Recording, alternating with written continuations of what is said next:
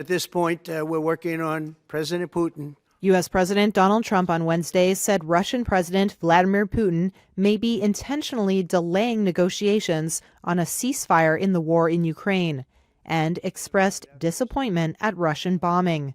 We're going to find out whether or not he's tapping us along or not. And if he is, we'll respond a little bit differently. I'm very disappointed at what happened a couple of nights now where people were killed in the middle of what you would call a negotiation. I'm very disappointed by that. When asked by a reporter what was stopping him from imposing new sanctions on Russia, Trump said he didn't want to scuttle a potential peace deal. If I think I'm close to getting a deal, I don't want to screw it up by doing that. Trump's remarks in the Oval Office came as the United States and Russia quarreled in public over the intensifying Ukraine war. Trump warned in a social media post that Putin was, quote, playing with fire.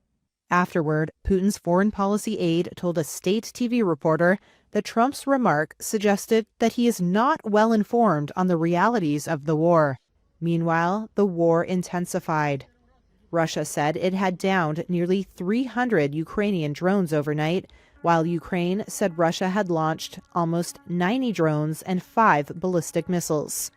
Ukrainian President Volodymyr Zelensky said Russia also gathered 50,000 troops near the northern Sumy region.